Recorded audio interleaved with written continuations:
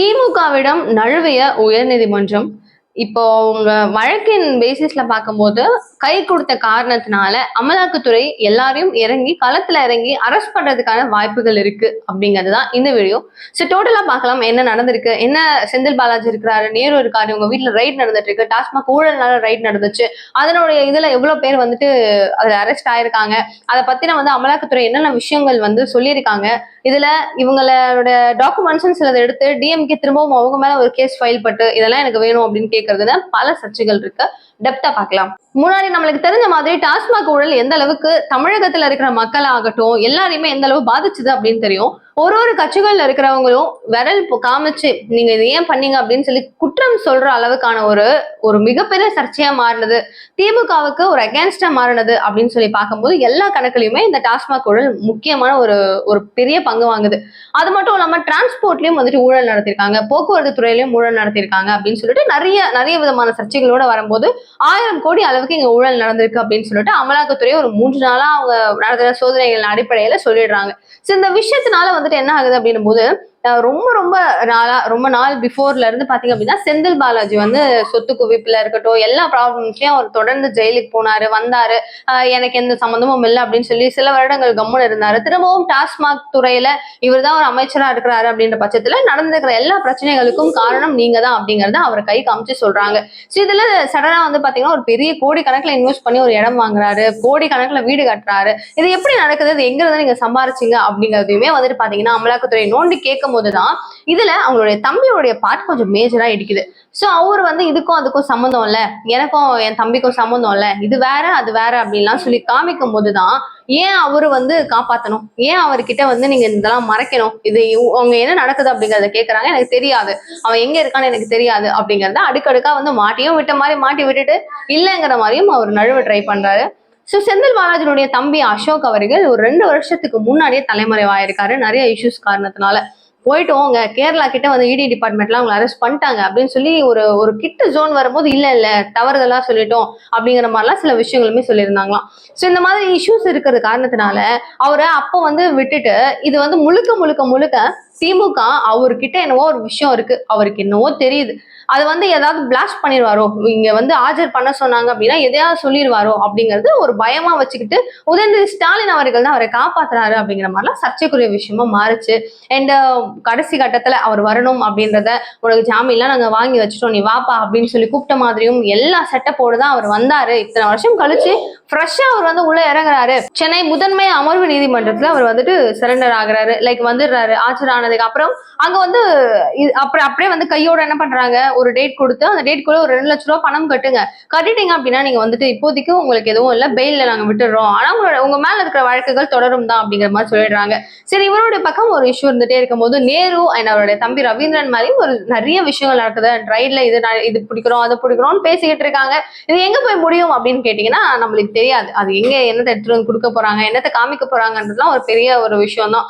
So இந்த மாதிரி இப்போ இதெல்லாம் விட்டுட்டோம் அப்படின்னாலும் அகைன் ஒரு விஷயம் நடக்குது. ரொம்ப அழுத்தமா பார்க்க வேண்டிய ஒரு விஷயம் என்னன்னா, இவ்வளவு தூரம் இந்த டாஸ்மாக் இஷ்யூ நடக்குது அப்படிங்கும் போது இந்த ப்ராப்ளம் இப்போ உயர்நீதிமன்றத்துல வழக்கா போய்கிட்டு இருக்கு. இடி நாங்க இவ்வளவு கொடுக்குறோங்க, இவ்வளவு காப்பீஸ் நாங்க கொடுத்துருக்கோம், 48 பக்க அறிக்கையை நாங்க கொடுக்குறோம் அந்த ஊழலுக்கு, அந்த டாஸ்மாக் ஊழலுக்காக, இதெல்லாம் நீங்க பாருங்க, டிசைட் பண்ணுங்க அப்படின்னு சொல்லி இங்க ஒரு கேஸ் நடந்துகிட்டே இருக்கு. அப்படிங்கும் போது நீங்க சடனா இதை அப்படியே ஆஃப் பண்ணிட்டு இது தப்பாயிடும், நீங்க இஷ்டத்துக்கு நீங்க எங்க கிட்ட அப்பப்போ உங்களுக்கு தோன்றப்பெல்லாம் நீங்க எங்களை ரைட் பண்ணக்கூடாது, அதெல்லாம் ரொம்ப தப்பு, நீங்க சோதனை பண்ணணும் அப்படிங்கும் போது ஒரு கிரிட்டேரியா இருக்கு. ஒரு பெண்கள் இருக்காங்க அப்படின்னும் போது பெண்கள் சம்பந்தப்பட்ட இடிஸ் வரணும், இவங்களெல்லாம் விட்டுடுறீங்க, நீங்க உங்களுக்கு பிடிச்ச டைம்ல அப்படிலாம் நீங்க பண்ணக்கூடாது, இந்த சோதனையை அப்படியே நிறுத்தணும் அப்படிங்கிற மாதிரிலாம் இவங்க திரும்பவும் கேஸ் மேல போறாங்க, எடுத்துட்டு போறாங்க.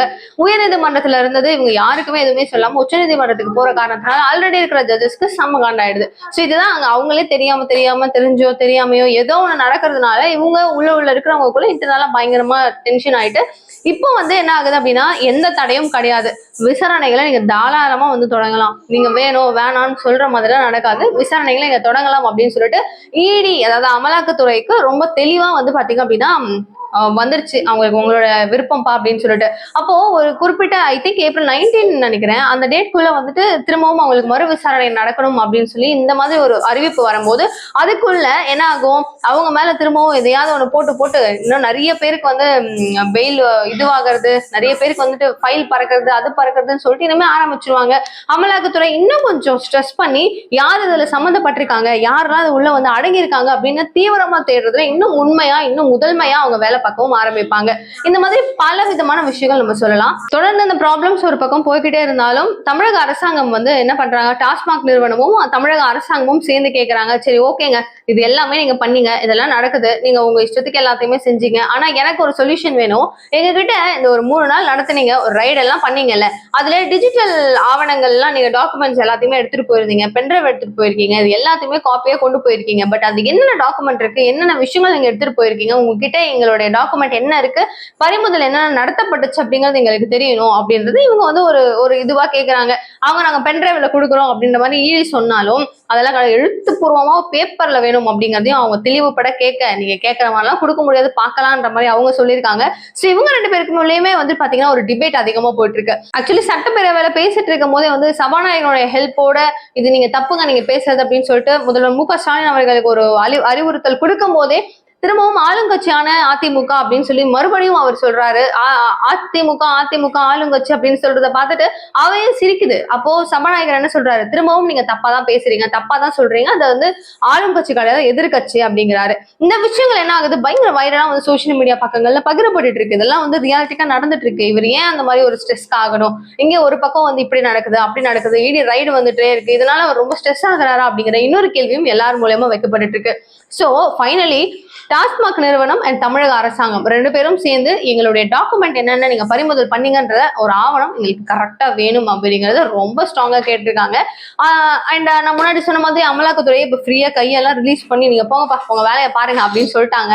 இதுக்கப்புறம் அவங்க யாரை போய் பிடிக்க போறாங்க, யாருக்கு என்னென்ன பறக்க போகுது அப்படிங்கறதுலாம் தெரியாம ஒரு கொஸ்டினா இருக்கு. இவ்வளவு இஷ்யூ நடந்ததுக்கு அப்புறம் அமைச்சர் செந்தில் பாலாஜி வந்துட்டு உங்களால ஈஸியாலாம் நீங்க எல்லாம் கோர்ட்ல சொல்றீங்க, நீதிபதி சொல்றீங்க அப்படிங்கறதுனால என்னால வந்து மக்களால தேர்ந்தெடுக்கப்பட்ட அமைச்சர் நானு. ஸோ இந்த மாதிரி நான் இருக்கும்போது என்ன தேர்ந்தெடுத்த முதலமைச்சருடைய பணி தொடரும் போது என்னுடைய வேலையும் அதே மாதிரி தான் இருக்கும். நீங்க நினைக்கிறப்ப என்னால போஸ்டிங்கா மாத்த முடியாத, என்னுடைய எல்லாத்தையும் ரிசைன் பண்ணிட்டு என்னால போக முடியாது, நான் இப்படிதான் இருப்பேன், இந்த பொறுப்புல தான் இருப்பேன் அப்படிங்கிறது ரொம்ப அழுத்தமா சொல்றாரு. சரி ஒரு குற்றப்பத்திரிக்கை வந்து பாத்தீங்கன்னா ஒரு 5000 பக்கம் அளவுக்கு நாங்க வந்து தாக்குதல் பண்ணியிருக்கோம் அப்படின்னு சொல்லிட்டு அவங்க ஈடு என்னதான் சொல்லியிருந்தாலும் நீங்க பேசுறதுலாம் இங்க எடுபடி ஆகாது, மக்களுடைய வாக்கு பிரகாரம் மக்களுடைய ஒரு அபிப்பிராயம் பிரகாரம் நான் வந்திருக்கேன், என்ன நீங்க எதுவும் சொல்ல முடியாது எதுவும் பண்ண முடியாதுங்கிறதையும் அவர் ஸ்ட்ராங்கா வைக்கிறாரு. சோ இத்தனை வாட்டி வந்து சம்மன் காப்பி அமைச்சிருந்தோம், உங்க தம்பி ஆஜராகாம சடனா இப்ப ஏன் வந்திருக்காரு அப்படிங்கிற கேள்வி ஈவன் எல்லாருக்குமே இருக்கு. அந்த கோர்ட்ல இருக்கிற வக்கீல்கள் ஆகட்டும், எதிர்கட்சியினர் ஆகட்டும், எல்லாருமே பேசுற ஒரு எல்லாருமே ஓகேவா இவங்க அவங்கன்னு கிடையாது, எல்லாருக்குமே அந்த சந்தேகமும் வந்துட்டு இருக்கு. சோ எப்படி பார்த்தாலும் எங்கேயோ ஒரு பக்கம் என்னவோ ஒண்ணு தப்பா இருக்கு, என்னவோ ஒண்ணு இடிக்குதுங்கிறது தான் எல்லாருக்கும் தோன்ற ஒரு விஷயமா இருக்கு. அதுவும் பொதுவா வந்துட்டு ஒரு எலெக்ஷன் நடக்குது அப்படின்னு சொல்லும் போது, எலெக்ஷன் வரப்போகுது அப்படிங்கும் போது பல ப்ராப்ளம்ஸ் வந்துட்டு எல்லா கட்சிகளும் ஃபேஸ் பண்றது வழக்கம். அதுவும் டிஎம்கேக்கு என்ன ஒரு தலைவலியான டைமா அது என்னவோ தெரியல, சுத்தி எல்லா அமைச்சர்களாலே முதல்வர் அவர்களுக்கு ஒரு பெரிய பஞ்சாயத்தா முடிஞ்சிட்டு இருக்கு. சோ இதை பார்த்துட்டு எதிர்கட்சியில இருக்கிற அனைவரும் வந்து ஒரு ஸ்ட்ராங் கேள்வியை கேட்டுட்டு இருக்காங்க. நீங்க வாயை திறக்கிறீங்களா, பத்திரிகையாளர்கள் ஏதாவது ஒண்ணு பேசுறீங்களா, எல்லாத்தையும் பாக்குறீங்க, எங்களை வந்து சும்மா இப்படி காமிக்கிறீங்க, அவங்க பண்ற தப்பெல்லாம் நீங்க கேட்க மாட்டீங்களா அப்படின்னு எடப்பாடி ஸ்ட்ரெயிட்டாவே கேட்டாரு. அண்ணாமலையும் அதேதான் சொல்றாரு, நீங்க நீட்டுக்காக நீட் கண்ணீர் வடிச்சிட்டு இருக்கீங்க, இந்த டீலிமிட்டேஷன் ப்ராசஸ்க்காக தேவையில்லாம பண்றீங்க, மும்மொழி கொள்கை நம்ம எல்லாம் இப்ப டாபிக்கே அது வர்றது கிடையாது, ஏன்னா அது வந்து சர்ச்சையாவே வர்றது இல்லை, எல்லாமே ஆஃப் ஆயிடுச்சு. இதெல்லாம் விட்டுட்டு இப்போ வந்து இந்த ஊழல் வந்து ஒரு பெரிய விஷயமா ஆயிடுச்சு, அப்ப மக்கள் கிட்ட ஆக்ட் பண்றீங்களா அப்படிங்கிற மாதிரி நிறைய கேள்விகள் போயிட்டு இருக்கு. எனவே இதெல்லாம் எப்படி அவர் ஃபேஸ் பண்ணி வெளியே திரும்பவும் டேக்கிள் பண்ணுவாரு அப்படிங்கிறதுலாம் ஒரு சந்தேகமா தான் இருக்கு. அண்ட் அண்ணாமலை ரீசெண்டா சொன்ன மாதிரி நான் கன்ஃபார்மா முன்னாடி சொன்ன மாதிரி இடி ரைடு அண்ட் அவங்க கொடுக்க போற டாக்குமெண்ட்ஸ் அண்ட் இதுல நிறைய பேர் அரெஸ்ட் ஆக போறாங்க, அது உறுதி அப்படிங்கிறாரு. பார்க்கலாம் என்ன நடக்கும் அப்படிங்கிறது. So what is your opinion அப்படின்றது ரொம்ப ரொம்ப இம்பார்ட்டன்ட். ப்ளீஸ் நீங்க சொல்லுங்க என்ன இதை பத்தி, இந்த இஷ்யூ பத்தி நீங்க என்ன நினைக்கிறீங்க. அண்ட் அண்ணாமலை அவர்கள் தலைவரா இல்லை அப்படிங்கிறது தெளிவாயிருச்சு. அண்ட் மு.க.ஸ்டாலின் அவர்கள் ஒரு முதல்வரா இருக்கிறவருக்கு எக்கச்சக்கமான ப்ரெஷர்ஸ் இருக்கு. இதை பத்தி நீங்க என்ன நினைக்கிறீங்கன்றத ப்ளீஸ் கமெண்ட் பாக்ஸ்ல சொல்லுங்க. நிறைய விஷயங்கள் பேசலாம். நிகழ்கால நிகழ்வுகளை உடனுக்குடன் நீங்க தெரிஞ்சுக்கணும் அப்படின்னு நினைச்சீங்கன்னா சேனலை ப்ளீஸ் சப்ஸ்கிரைப் பண்ணிக்கோங்க. தேங்க்யூ ஸோ மச் ஃபார் வாட்சிங் திஸ் வீடியோ. பாய்.